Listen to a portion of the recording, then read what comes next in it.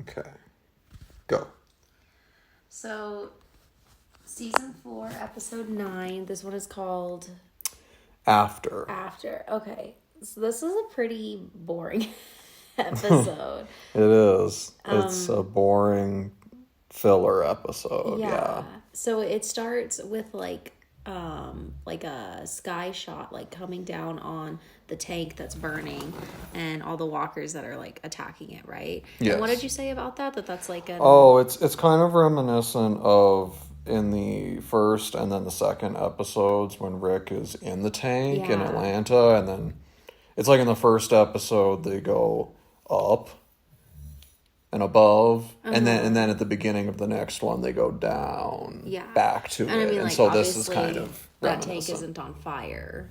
Right. Well, But like all the walkers are still surrounding it. Yeah. Okay, so then like Michonne is out, like this is still at the prison. She's out in like the yard. Like out beyond the fences. Mm-hmm. Yeah. She's trying to get a couple walkers so she can do what she did before with her boyfriend and his brother, right? I think it was his brother. Okay, yes. Yeah, where she like walked around with them on chains, like without arms and without their jaws. And so she like lures 2 walkers to get impaled by these like fence posts. Yeah, those traps they had in front of the gates of the prison. Yeah, that would impale them. And you had a good point. Like, they could have just set this up, like, around the whole fence. Like, when it seems to work really well. When all the walkers were, like, attacking the fence and pushing it down, and when Rick thought he could hold the fence up by himself. Like, if they had those, that probably would have helped at least a little bit. At very minimum, a little bit. Okay, so then she like gets some walkers and she goes on her journey. And I have an issue with how after Michonne cuts their jaws off and cuts their arms off, then these walkers that she has just instantly become fully docile. And she somehow she finds rope somewhere. I don't know if I missed it, but she like they just cut to her like having them leashed with these lengths of rope. Right. And like it's only going around the backs of their necks, and it's just like a loop, and so they're just following. And they don't try to just like wander off or something, you know, like they're just completely deactivated and just content to like she can just pull them wherever. Well, and okay, so I also what like doesn't sit right with me is that she says it's like, oh well, because like these 2 walkers aren't trying to attack me, like none of the walkers will try to attack me, but like we see previously like I don't know, like in the first season, like when Glenn was like covered in guts and stuff like that and he's walking with walkers, there's even like he's walking with a herd of walkers covered in guts, and there's even like a couple walkers that like stop and like sniff him and then keep going. True. But like he's walking with walkers and they're not like I think the guts makes a whole lot more sense because your scent is covered. Just having 2 that are walking behind you, you're not covered at all, but like but because these 2 are not attacking, then none of them are. Like it just doesn't sit right with me. I agree. It seems lazy. Yeah, I agree. It's kind of overpowered because... For sure.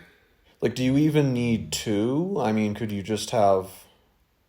I don't know. I think someone uses 1. I don't know. I could be misremembered. I feel like later in the series, someone just gets away with, like, having a single walker pet that they can... I don't know. You know, but yeah, so I don't know if you even need 2. And if you can just... get 1, and then you don't have to coat yourself in blood, and you don't have to wear a whisper or mask and act like a walker or anything. It's just kind of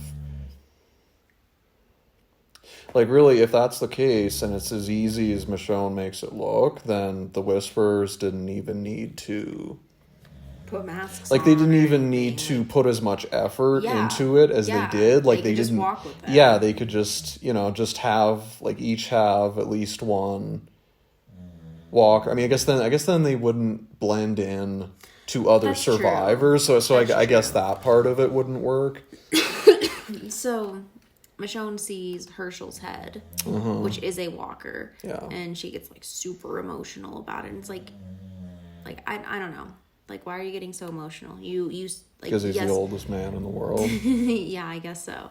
And so, I mean, like, she saw him die. She was right there. So I guess I could see how that's traumatic. But, like, she gets really emotional about stabbing his walker head in the head. And then she does reach down to, like, hold the head while she pulls the blade out. Because we were both watching it and we were like, wow, that's going to be really disrespectful if she, like, just puts her foot on it. If she has to use her foot to pull her sword out of his head. Yeah. So also, I just want to mention that this happens sometimes, but his head is like making like very faint growling and gasping noises, and that doesn't make any sense because like his head, like he shouldn't be able to like pull air down because he doesn't have a past throat. like he shouldn't be able to make any noises because like air shouldn't be able to pass over his vocal cords in either direction, like because there's no lungs to exert force. Well, and I think it was it like cut off under his neck or like above his neck, like I think the governor, like I remember when the governor was cutting his neck, it was like near the base of the neck, I think. Okay. But I don't know if that's, I don't remember for sure if that's how it looked when his head was just on the ground. Yeah. Okay. Were you thinking about like where his vocal cords yes, that's were? exactly Okay. What I was thinking. Yeah, that's also, I'm not sure. Yeah, because now thinking about it, I'm wondering if it was like halfway up his neck. Okay, yeah, that's also true. So like literally half this episode is just Michonne walking and having flashbacks to like before, I almost said before COVID, before the apocalypse, before the walkers, and remembering her brother, I mean not her brother, her boyfriend and his brother and their child. That sounds like they all three had this child. Yeah, it does. And so, like, I mean, it does flash to another side of the story, but she sees, I'm just going to stick on this one really quick. She sees a walker that, like, reminds her of herself. And just kind of, like, loses it. And I think I mean, you're right. She, like, sees it and gets creeped out by it and then, like, moves away from it. And then I think... it, like, kind of follows her. Then she, like, ends up by it again. And then and she, like, freaks out and, like, the herd of walkers that she's walking with, she just like cuts all of their heads off, including the two that she just captured as her slaves to walk with her. And so that was kind of weird. Okay, so the other half of the episode is about Carl and Rick, and they found a house to stay in, and I guess this is supposed to be like Carl's feeling like Rick is treating him like a little kid because he's like, don't shoot. And then Carl still shoots the walker and he's like, I told you not to shoot. And he's like, you couldn't do it with the axe. Because Rick is very messed up from his fight with the governor and fleeing the prison. He's very, he's in very bad shape and he's like very weak. And And so... Rick falls asleep on the couch. Yeah, they stay in this house overnight, and Carl, what is it? He takes like a power cord from an Xbox or a TV. From a TV, yeah. Yeah, and then he ties it to the knob, and then he gets all bitchy at Rick. And he's like, Shane taught me how to do this. Yeah, because Rick pushes the couch up against the front door, like after Carl ties it shut. And Carl's like, oh, I tied it. It's a good knot. It's a bow tie knot like Shane taught me. And it's like, you remember him, don't you? Like, bitch slap. I did read that in the original script, he said Herschel taught me, but then they changed it to Shane because that would be like a dig at Rick, which makes sense. No, that does make sense. And okay, so like Carl gets up the next day and Rick is not waking up and he's freaking out and he's like, I don't care if you die, and then just decides to leave the house. And so he's walking and there's a couple walkers that are following him, and so he shoots one. Or they're banging on the front door, and so then he goes out and he like leads them away, and he's you're right. And so he shoots one and he kills it, and then it falls on him.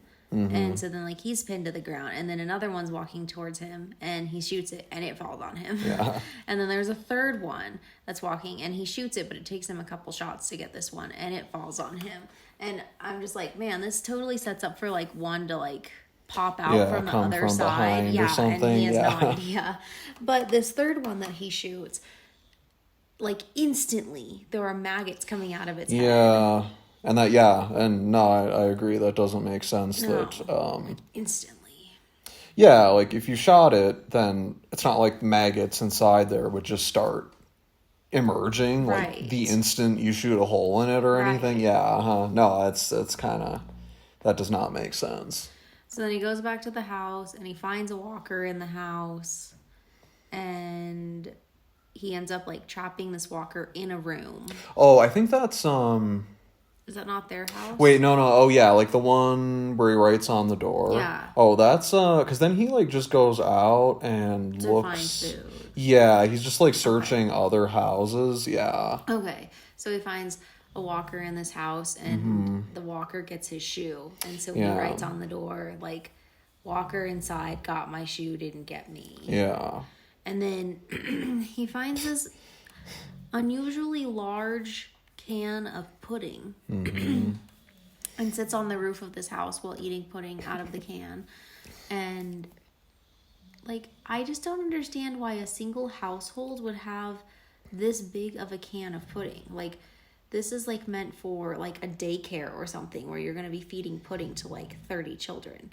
Like, It seems that way. Yeah. why would a single, unless this family has like 30 children, but the house doesn't look that big, and maybe they put like 6 children per room or something. I don't know.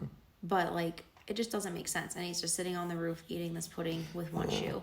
Yeah. And Yeah, and then let's see. So then he eats the pudding, and then he gets violent pudding diarrhea. we don't see that. And reuses the can. And then leaves it in the house, and then someone else finds it, because that's what happened the first time. This was actually not pudding he was eating. We're just making inferences here. Yeah, and then let's see. Then Michonne finds him.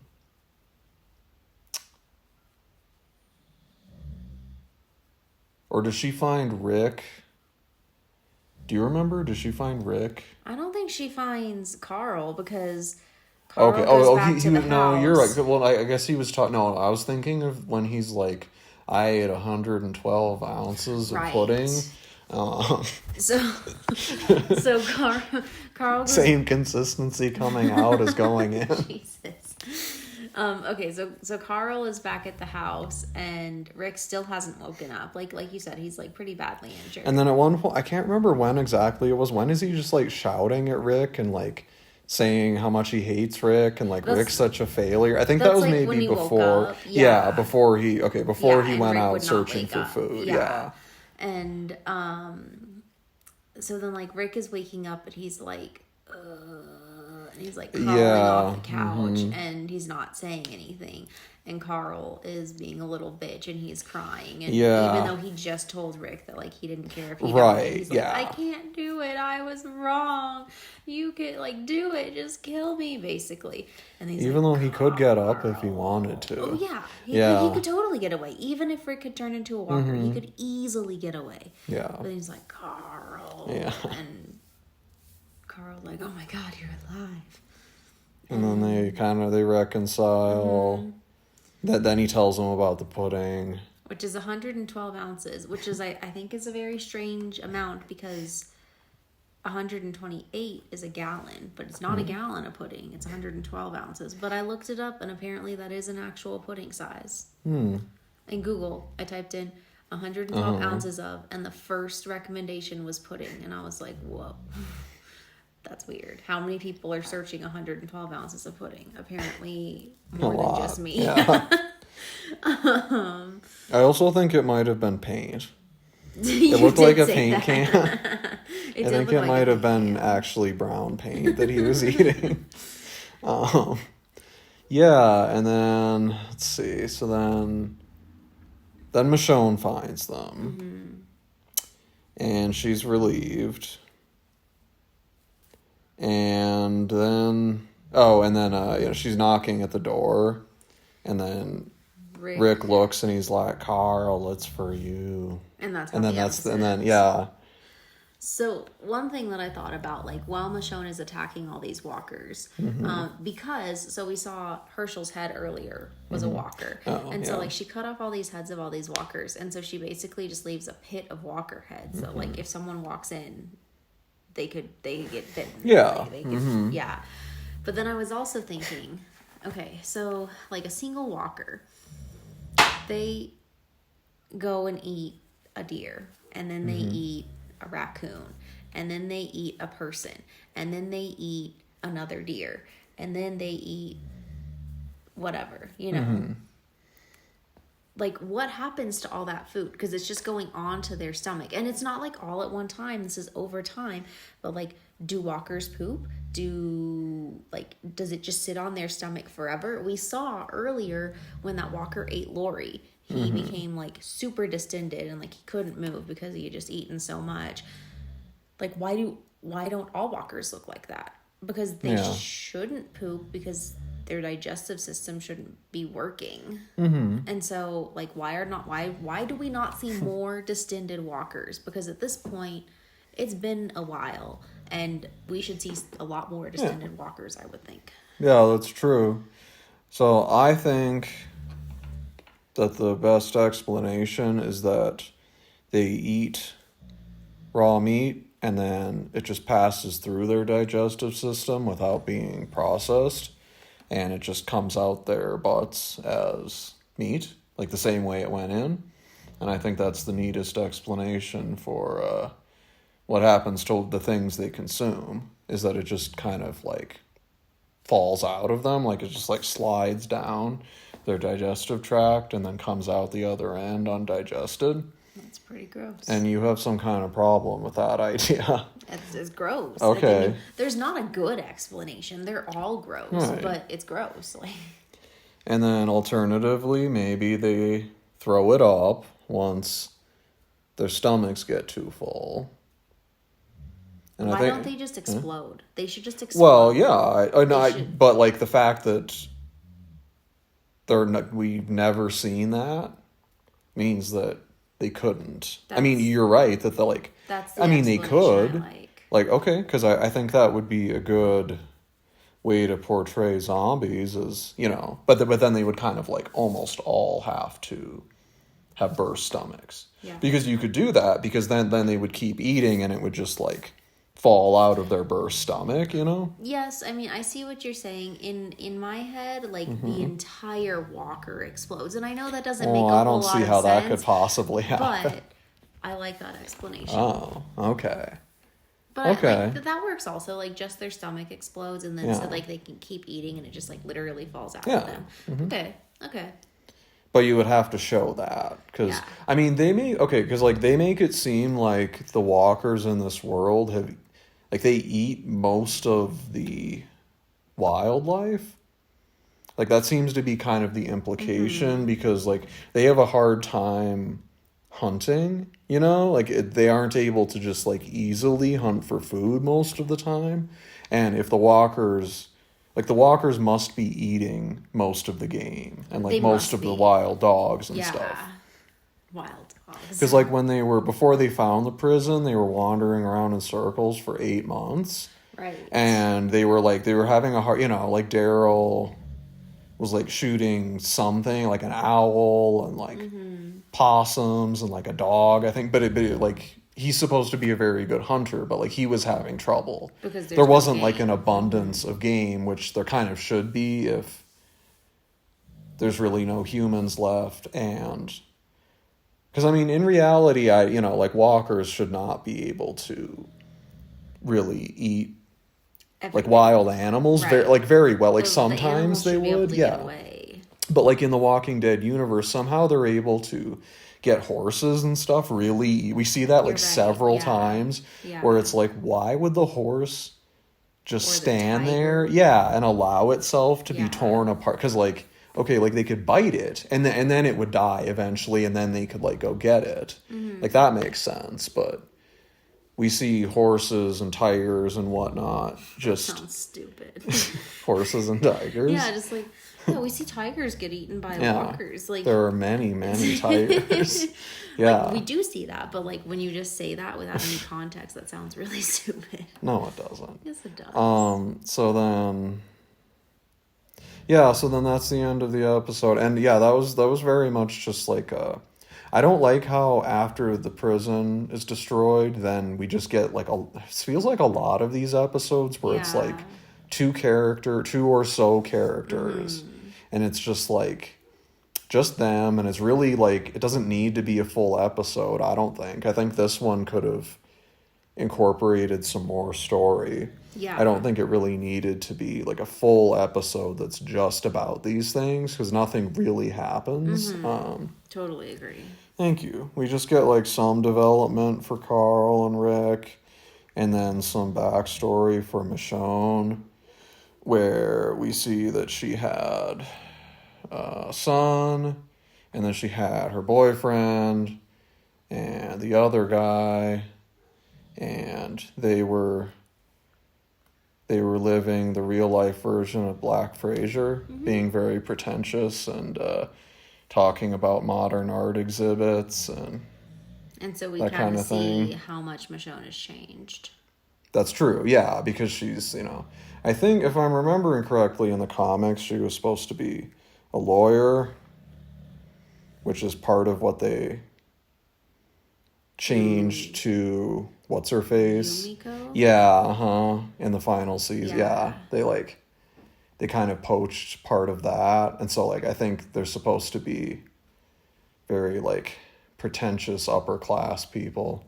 And they're like, "Oh, that wasn't, you call that art, you silly old bean." But yeah, other than that, there's not really That's pretty much anything. Yeah, it's just very boring filler episode. it. And somehow we still talked about it for 22 minutes. That's true. Very good.